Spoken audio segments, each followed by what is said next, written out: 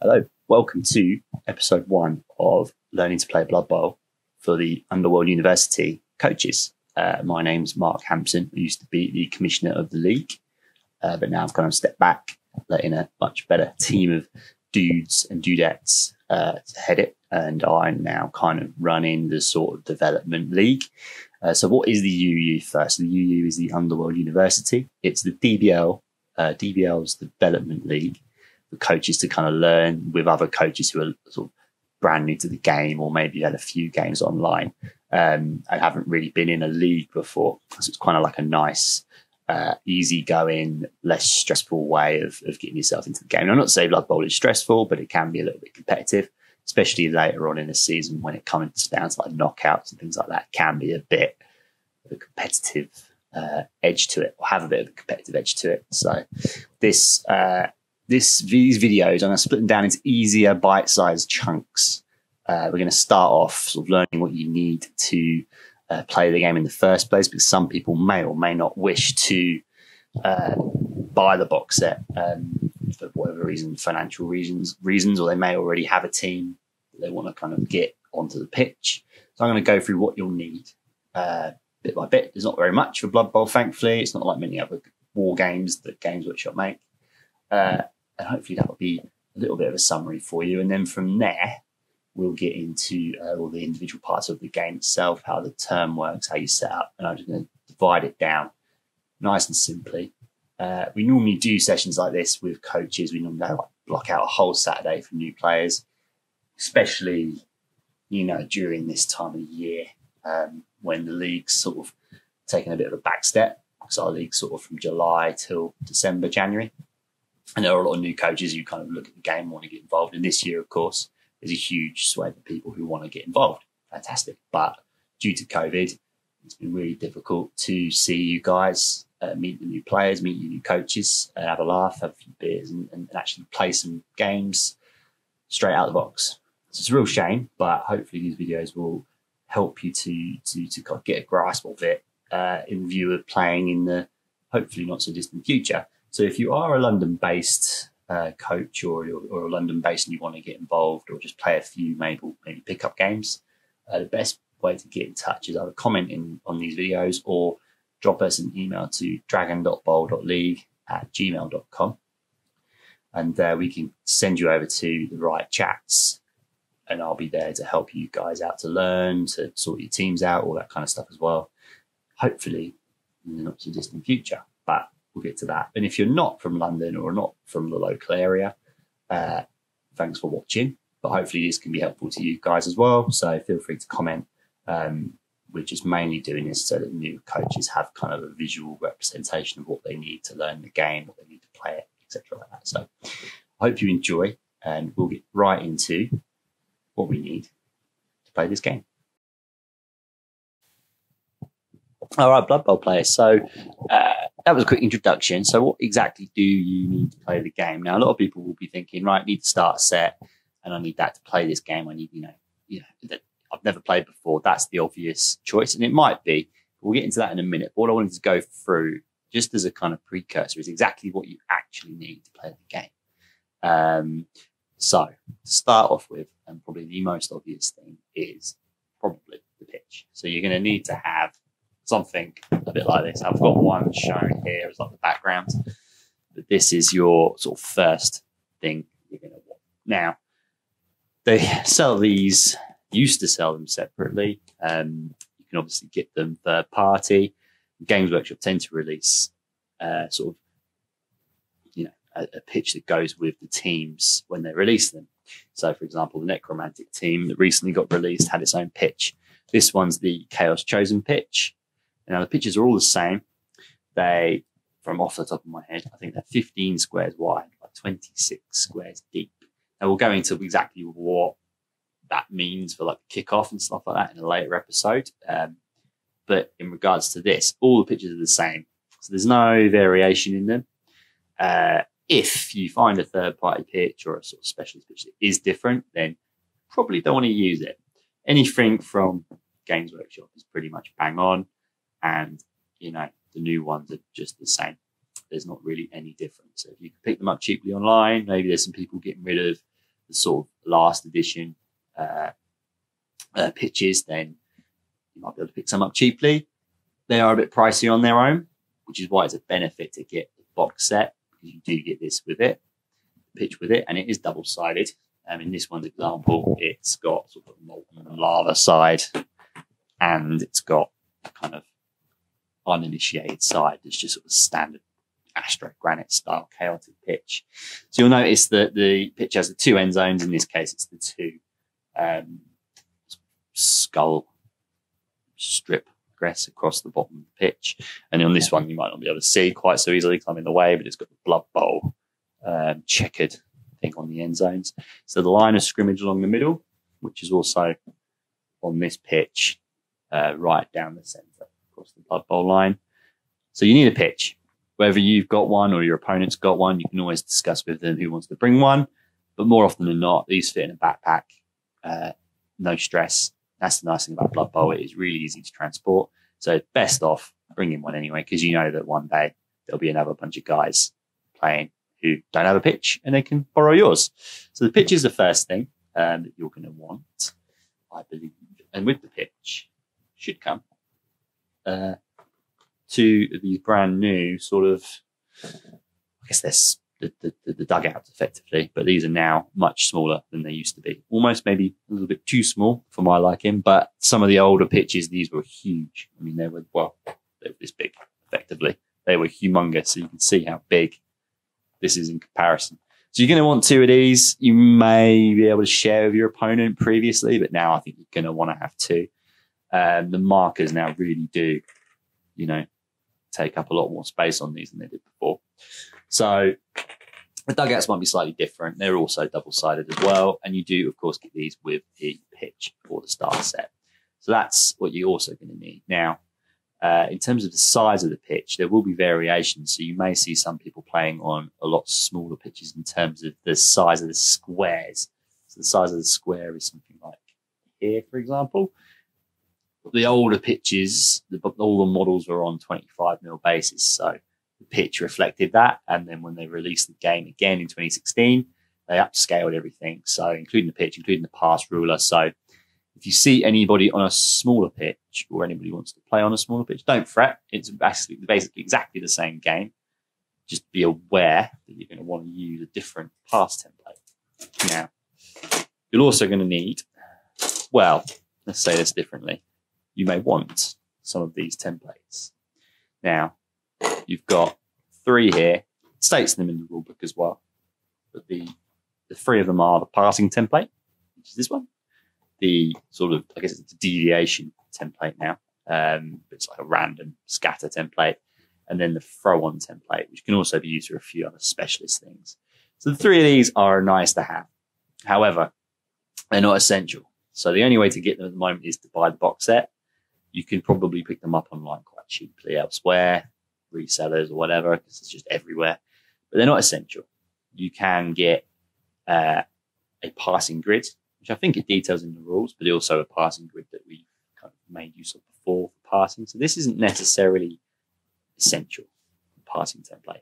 Useful to have, of course, but if you find yourself in a situation where you haven't got it in a game, don't panic. It's not that you can't pass the ball, it just means you're going to have to go and find the grid online or ask one of the guys in the chats. This is useful to have, however, you can also find them online. Like an image of it is also fine. As long as you remember which way the one was aiming when you first looked, then it's fine. Additionally for this, I mean, it's 1, 2, 3, 4, 5, 6. It's a D3. You can almost just dictate, where the ball's going to get thrown on from or other situations. Great to see. It's great for things like Fanatics, but we won't go into that now. Those are the three templates. I'd say that they're a sort of nice to have. The pitch is essential. The dugouts are essential. These three templates are a nice to have, in my personal opinion. There's other ways of using them. If you get them, great. If you don't worry. Don't worry about it. So going from there, from the templates, you are going to want probably the actual rulebook. Now, the bonus to getting the box set, I think, is that you get this within it, alongside all the other goodies. It's going to have everything in it you need. I think there's a few small issues that have been FAQ'd. we'll go into that at some point. But effectively, if you need to learn anything about the game, this is what you want. This is what we were crying out for in 2016 when they released the game afresh. And it's fantastic that they're doing it. It really, really is. So this is a huge help. It's a huge bonus to get in the box set just because of the amount of money you might save on it. But it is separate. So if you don't like either of the teams, which we'll get into in a minute, but if you don't like either of the teams and you just want to play with elves, you can do it without buying the box set. You can get this thing separately, which is a huge bonus because you couldn't previously in the last edition. So having that as a separate item is fantastic for new coaches who maybe Black Orcs and Imperial Nobles just don't float your boat. And you don't want to spend all of that money getting all the teams and star players when you could just get this and one extra team. And I can totally understand that, especially if you've already got a pitch and things like that. So this is a essential. I think you might be able to find it cheaper online. I don't know. But if you're going to get something, definitely get a hold of this. In the box set, it does come with these little cheat sheets, which I'm not going to lie, we have done for university students before. Maybe they nicked their idea. I don't know. Probably not. We probably nicked their idea from them. But it has all the little bits in it that you need to sort of run through the game. Quite a useful little kind of breakdown of the generic rules in there as well. So they're quite useful. So worth getting the box set for, maybe, maybe not. I do not know. So apologies if this comes with the rule book when you buy it separately. I would assume not, because it's got all the stats for the team in question at the bottom. So again, this is a nice to have. In my opinion, this is essential. Essential to a point. I mean, sharing with mates, great. Sharing with your opponent, great. Especially if your opponent's got one, fantastic. Maybe you want to, okay, well, I don't want to bring my rule book this game. I'm going to have space to bring my pitch either. Can you bring them both? And you can. And as being a hardback as well, it will survive the battering of the, of the world. Don't pour beer on it. So a few other essentials. So currently the pitch is an essential, in my opinion, or essential between you and your opponent. Dugouts are essential, of course. The rule book is essential. The kind of rulers and things, yeah, if you forget me, yeah, it's no big deal. No stress. There's other ways to do it, much more sensible ways, in my opinion. The ruler can be a bit arbitrary. What you are going to want, what you are going to need is some block dice. So you can buy these separately. You can also get them from third-party companies who make them. I know that the NAF sell them as well, or they give them as gifts, I'm not sure. But it comes with a selection of dice. So if you've never played a miniatures game before, you're not playing with dice. So in this particular game, there are 1, 2, 3, 4 different types of dice. Now, 3 of them you may be accustomed to if you've played like role-playing games or any game of any sort, be it Monopoly, whatever. But you've got your standard D6, so 6-sided dice. And then usually the 6 is a standard number. You might find it in other games or other dice. You've got the 1 might be the sigil. Games Workshop don't do that, but in this case, they're all on the 6. But it's best to have all your dice the same. So if you do like to use your own D6s, make sure that you all have the same number shown as a symbol if you have symbols. And make sure your opponent knows, because sometimes it can be a bit confusing if all of the time you're rolling these and actually they're 1s and they think they're 6s, or the other way around. So best to kind of stick to one over the other. So that's a D6. You want 2 of those. You want a D8, nice and simple. Does the scattering of the ball and a few other things. And much rarely used. D16, worth having, especially with the game now, is there's a few more uses for this, whereas before there's barely any. And that basically just randomly determines things amongst the players. And then we'll get into exactly what these are, but these are the block dice. And, you might be able to find these types of things anywhere. But these are a little bit more specialist. So you're going to want these. They've got 5 different symbols on them. Skulls, both downs, pushes, and pows, and all kinds of other good stuff. So those you're going to need specifically. You can get them from anywhere. Games Workshop sell them, of course. You can also get them from eBay, I'm sure, from other places. And if you don't fancy them, you might not find them like in a shop, for example, or a hobby shop specifically. You're going to have to go online to find those. So that's the dice. And you're going to need those. That's essential. Second thing that's essential is a ball. So all miniatures that come with sprues are totally fine. They will do the job. However, different coaches prefer different things. A lot of team people don't leave the holes available in their bases, or they don't have holes in their bases at all. And it can be a little bit fiddly. People can magnetize the balls. Now, I've got nothing against the balls that come with the sprues, but they are a little bit difficult to see. So what we tend to play in DBL, and I'm sure others do as well, especially in tournaments, we usually have like a counter. So we've got some little bespoke ones here that show, say like ball is in possession here, and this is like a loose ball type situation. So if this is on the pitch, you know exactly where the ball is. It's not particularly nondescript, and it also means it doesn't move quite as easily. It's got a bit of weight to it. So you're going to want a ball, and then when a player is in possession, you can kind of leave him on there, and then when he's next to his friends, you know who is in possession, and so does your opponent. Just so there's no mistakes. When the ball's in there, it can be a little bit difficult to see, a little bit fiddly, and it also just shows up really nicely. So that's what you're going to want, a ball, whether it's a token, in this case, a poker chip, an actual physically made one. I know games which will give out a few. And yeah, this is what you're going to want. You're going to need a ball. That's an essential. Either you or your opponent. And then what also you're going to need is, well, probably the most important bit is a team. Now, there's lots of different teams. We could go on about for hours about which team is the most important. Well, not the most important, which team's the best to start with, which team's the worst to start with. I'm going to be totally honest with you. Blood Bowl, once you've learned kind of the basics, the teams are the flavour of the game. So the best way is to kind of look through what models you want to paint, I think is a huge thing. But also, in some ways, you know, if you really want to be passing the ball a lot, probably don't want to go with a team like Chaos, for example.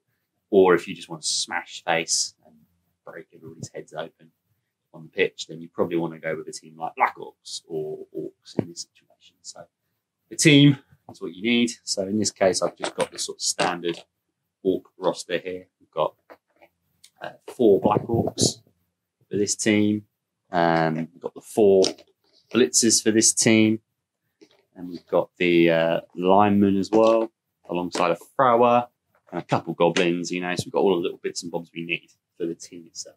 That's our positionals. Now you want to make sure you can kind of tell your opponent, you know, what position was which. You don't want to be saying things like, oh, actually this guy's accounting for a blitzer, for example, but these ones are Black Orcs. You kind of want to be sensible as you can. I realise it's difficult sometimes because they don't have all the positionals in the boxes, but in that case, wrap them up with little bands. We use loom bands sometimes for skills, but you might have to just say, oh, you know, this guy's a blitzer, for example. He's off screen. Sorry about that. This guy's a blitzer, for example, but he might not look anything like these two. So making sure your positionals are obvious is quite important.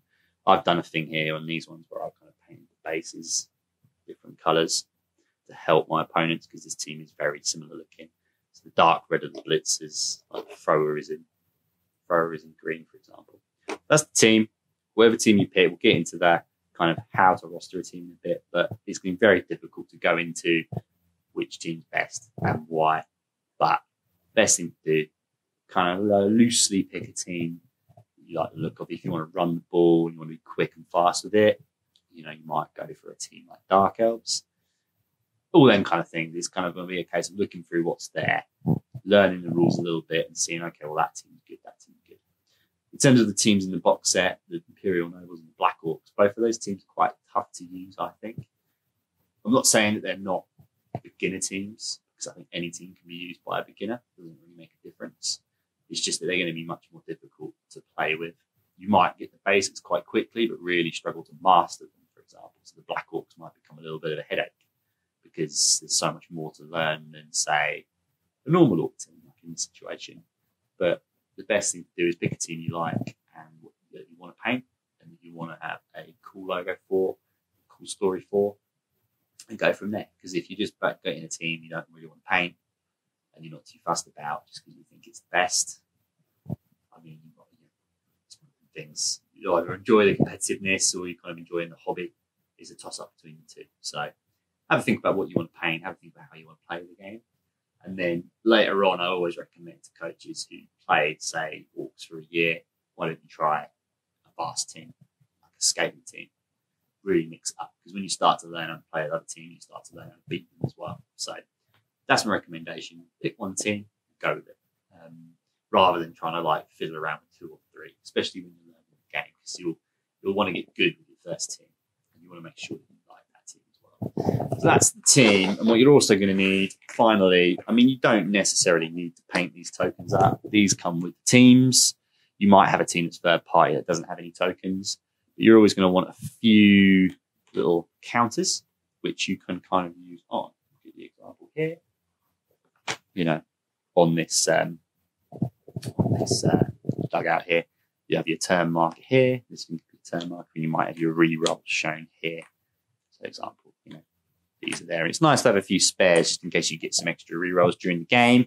And of course, this then moves along. Some people also have one for the score, but it's totally up to you. You might have a coach there or something that you can use that for. But whatever your tokens are, great. If it's a small pig miniature you found in the shop and you stuck it to a base and painted it, great. It doesn't matter what it is, as long as you have something to record what turn it is and how many rerolls you've got left. So that's kind of what you need. So I think in a summary, you're going to want, obviously, a team. It's pretty much essential. I mean, I think that you can obviously proxy teams when you first get into the game. There's no shame in that. Kind of just like thinking, you know, maybe I would want a standard orc team over a black orc team, in which case you can kind of like proxy a few other orcs in or other models in, there's like the linemen and the blitzers and things like that, just to see what it's like, really. As long as your opponent's aware which position is which, fantastic. You'll be in for a winner. You're going to need a pitch. You're going to need dugouts, or one between the two of you, and you're going to need dice, preferably a dice set each, and you're going to need a ball. And then, of course, the rule book goes without saying, in my opinion, but not necessarily essential if you've kind of got a grasp already. But I think that there'll be some situations that will come up, there always will, that you don't know the answer to, in which case you don't want to be scrolling, trying to find a PDF or whatever it is that it's been downloaded from. So, yeah. Other bits that aren't essential necessarily will be the like the tokens. As long as you've got like some pennies or coins, these things can be just anything, buttons, whatever you want, you know, whatever you've got in your pockets. You don't need to build and paint those, but it's nice too if you want to. And then the all the rulers and the templates aren't essential, useful, but not essential. There are other methods to doing those or working that out online. And the only other thing is kind of the reference sheet, really, or the cheat sheet as it's called, which you may or may not need. But I hope that's helpful. That's the end of this episode. A little bit long, but there's not a lot of stuff you need. There's no terrain. There's not a whole swathe of other things that you might want. But it will get a bit more complicated when you want to start introducing star players. But really, that's the only other thing you'll need a miniature for, is star players. As long as you've got miniatures for your positionals in your team, you're golden, really. So I hope that helped. And we'll move on to episode 2, where we will actually look at how you roster a team.